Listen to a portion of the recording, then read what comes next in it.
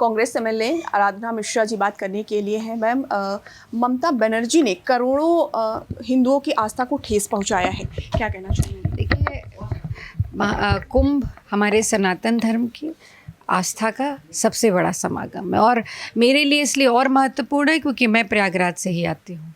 वो मेरा जन्म स्थान भी है और मेरी शिक्षा भी वहीं से प्राप्त हुई है। तो मेरे लिए तो ये बहुत ही बड़ा एक समागम है और मेरी आस्था और मेरे विश्वास से जुड़ा है। बचपन से यही देख करके बड़ी हुई हूँ। अगर उस धार्मिक आस्था को कोई भी व्यक्ति आहत करेगा तो ये स्वीकार्य नहीं है।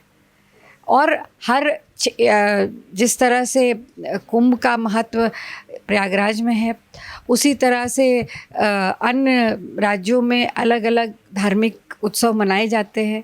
तो किसी भी धार्मिक उत्सव पर उंगली उठाना उचित नहीं है। मैम, जैसा कि आंकड़े पेश की बात कर रही है कि सरकार ने वो आंकड़े पेश नहीं किए हैं जो वास्तव में हो, आपको लगता है वास्तव में ज़्यादा लोगों की मौत हुई है? हो सकता है, इससे इनकार नहीं किया जा सकता। और ये सवाल इसलिए ज़रूरी है, इसलिए ये उठ रहा है सवाल, क्योंकि सरकार ने ये तथ्य छुपाने का प्रयास किया और तथ्य छुपाने में 17 घंटे लगे उन्हें।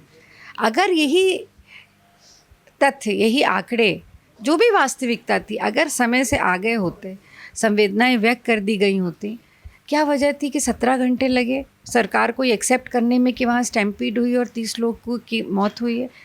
क्यों यहाँ से प्रयागराज से 700 किलोमीटर दूर बैठे प्रधानमंत्री जी ट्वीट कर देते हैं पर उत्तर प्रदेश की सरकार जो है उसको नकारती रहती है?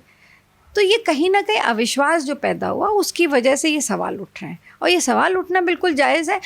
सरकार जारी करे, वो आंकड़े जारी करे। अभी भी बहुत से ऐसे लोग हैं जो अपने परिजनों को ढूंढ रहे हैं, बहुत से ऐसी गाड़ियां पार्किंग लॉट में खड़ी हैं जिनको क्लेम करने कोई नहीं आया। तो ये बहुत महत्वपूर्ण सवाल है और सरकार की जिम्मेदारी है।